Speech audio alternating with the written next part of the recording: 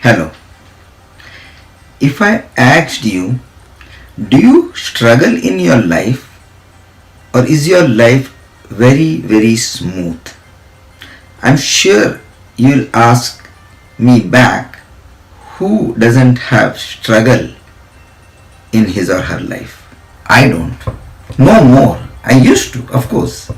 But ever since I found the secret of living a struggle free life, my life is struggle free. And what is that secret? Yoga. Practice yoga and your life will be struggle free. At this point, obviously, it's still a big question mark to you, I know. How can you, just by practicing yoga postures, make your life struggle free? That is what exactly I'm going to teach you, share with you that secret, that how you can just practice some postures and your life will become struggle free. But before that, a quick introduction about myself. My name is Pradeep Muzoomdar. Welcome to Sathvikh, my YouTube channel, and sathvikh.com, my website where I share these kinds of secret of living healthy, wealthy and happy life. Back to the secret, that what is, first of all you should understand, what do you mean by struggle? Having no struggle doesn't mean that there is no hard work or hardship. They are two different things. In fact, I work too hard, let me tell you. But still, that is totally stress-free, struggle-free. Why, you know? You must have heard this. If you do what you love, you will never work a day in your life. Mark Antony. So, whatever I do in my life now, I just love everything. You have to practice yoga on the mat and yoga off the mat. And how to practice yoga off the mat comes straight from what you do on the mat. You have done some wonderful karma that you are watching this video. Today you will come to know how to actually practice yoga on the mat, off the mat, the secret powers of yoga. So three things you have to understand. Number one is chakras. I'll talk about the chakras. Number two is mind your own practice. And number three, balance. Whenever you practice yoga on the mat, every posture that you do, you have to simultaneously bring your focus on your chakras. Tell yourself that you are removing the blockages from these chakras. So we have this physical body that you already know. We have these limbs, other organs, and a brain, which is also an organ, of course. Then we have a spiritual body. The spiritual body that we have has got chakras. Chakras are energy center. And you can add mind to the spiritual body. So these chakras, seven main chakras, starting with Muladhara, the root chakra, Swadhisthana, the sacral chakra, Manipura chakra, that is the solar plexus, Anahata chakra, that is the heart chakra, Vishuddhi, the throat chakra, and Agnya, the third eye chakra, and of course the last one, Sahasrara, the crown chakra. These are the seven main chakras, energy centers. What are the functions of these chakras? See, each of these chakras are related to some emotional attitude that you have got. Something. Now, example, Anahat chakra, the heart chakra. Things, the qualities that you have, that we all should have, like acceptance, accepting people as they are, our near and dear ones. I'm not talking of strangers, I'm not talking of totally different category of people. I'm talking of your loved ones, near and dear ones. You need to learn to accept them as they are. You need to learn to forgive the wrong they do to you. You need to love them unconditionally, and all this you can do only if you do not have any blockage in your Anahat chakra, the heart chakra. Talking of Vishuddhi, the throat chakra, directly related to the communication. How do you talk? What is your tone? How sarcastic you are? How much truth you speak? How many times you lie? Many things related to the communication is directly related to the Vishuddhi chakra. So with our day-to-day karma, we create blockages in these chakras, and through the practice of yoga we need to remove these blockages. So how do we remove these blockages? See, any posture that you do which has a back bend, when you are bending back, okay, you expose your heart, you open up your heart chakra, and you tell yourself, you bring your focus to your Anahat chakra, your heart chakra, and tell that with these postures, with this practice of yoga, I am removing the blockages. Remove those blockages. You tell yourself. See, this is not physical body that you are working on. This is the spiritual body you are working on. Every time you drop your head back, see, in any postures you see, you drop your head back. There you expose your throat, open up your throat. So first of all, while doing these things, do it full-heartedly. When you are dropping your head back, literally drop it back. It cannot go 1 millimeter further. So much you drop your head back and open up your throat chakra, Vishuddhi. Remind yourself that you are opening up your Vishuddhi chakra. You are cleansing your Vishuddhi chakra. You are removing the blockage. Similarly, whenever you bring your crown of the head down, like Uttanasana, where you bend, bring your crown of your head down, absorb energy, let the Sahasrara chakra absorb energy from Mother Earth. Remind yourself, this is how you're opening up your Sahasrara chakra. You got my point? So this is how you have to practice yoga on the mat. And then when you are off the mat, throughout the day, rest until you are coming back again on mat, what you need to do is, you need to use this. Whenever you are talking, you have to tell yourself, you have to that how my speech should be. I have removed all the blockages.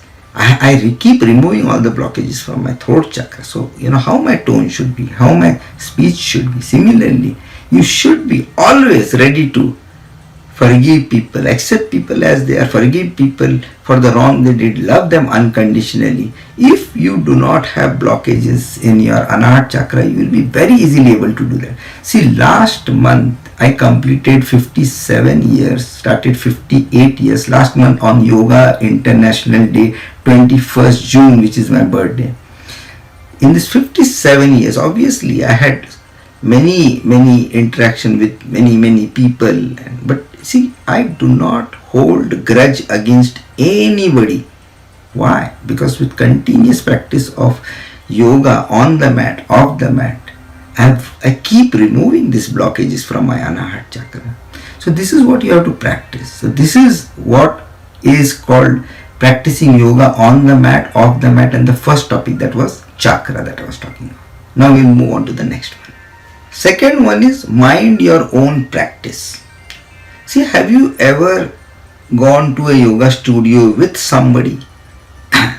Or have you seen two people walking into a yoga studio? Do these two people, carry only one mat, or both of them have their own mats? See, obviously, most of the time, maybe always, you must have seen each one carrying one's own mat. Even if, or in a yoga studio, you see somebody put a carpet and 10 people practicing, okay, still each one has got one's own yoga space. Again, coming back to these two people, whoever these two people, you and somebody or some two different people, is it that one person is practicing and other is watching? No, both the people practice. They don't watch each other. If there is a yoga instructor, the yoga instructor watches both of them, not each. Does one practice, other one keep finding fault in the other? No, both of them just practice on their own. This is what does this signify? This signifies mind your own practice. So yoga on the mat, you practice on your own. Same you have to carry forward yoga off the mat. See, relationship is between two people. You cannot do anything about how the other person, what the other person does, how the other person treats you or anything, but you have full control over yourself. You have to practice this, what I just told. Mind your own practice.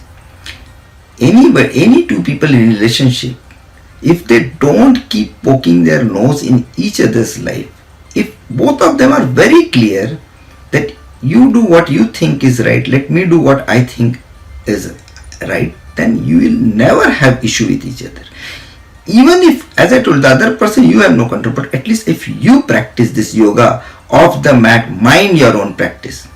If you never poke your nose into that other person's life, whoever that may be your spouse, your grown-up son, daughter, anybody, if you don't poke your nose in that person's life, if you keep doing what you think is right, if you let that person do what that person is right, see, your life will be so good. Your relationship from your side with that person will be good. I cannot guarantee anything about that other person, but you will feel good.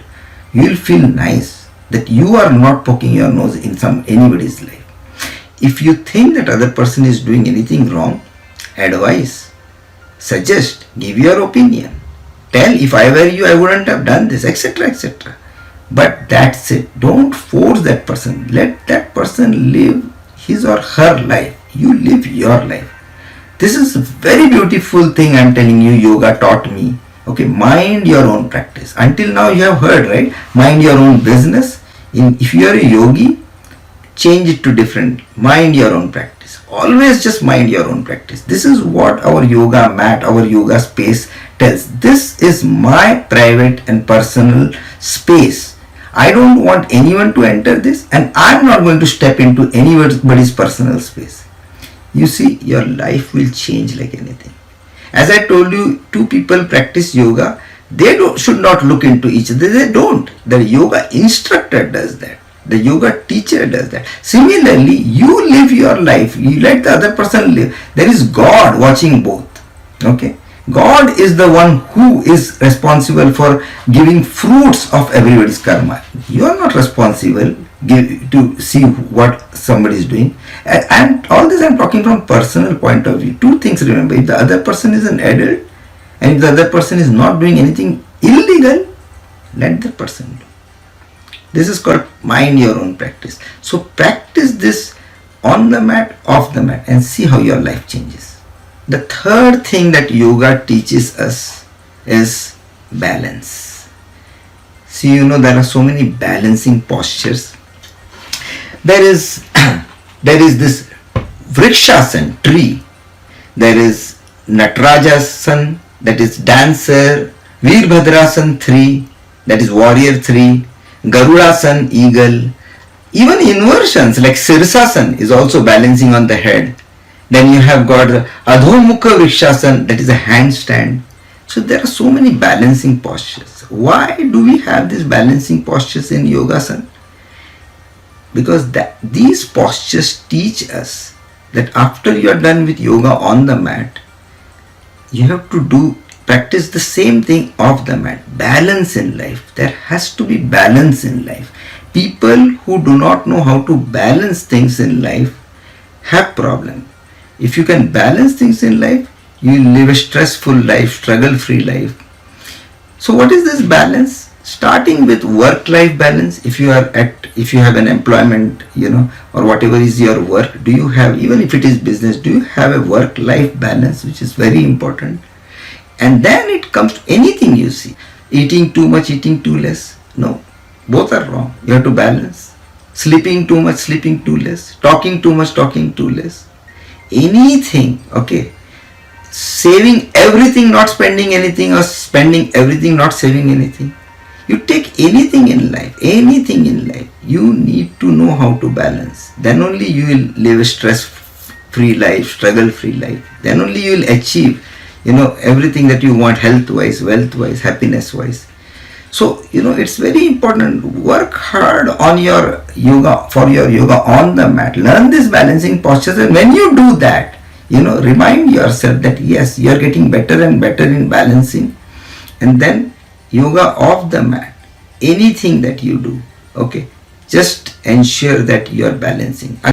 If you are already into yoga, very good. If not, then I highly encourage you to start practicing yoga, and then practice yoga on the mat and off the mat. Remember these three things: understand chakra, functioning of chakra, how to practice yoga and remove the blockages from the chakras, and then use them in your day-to-day life. Mind your own practice and learn to balance both on the mat and off the mat, and you see how your life becomes stress free, struggle free. So thank you so much for watching, and I will see you in the next video. Thank you.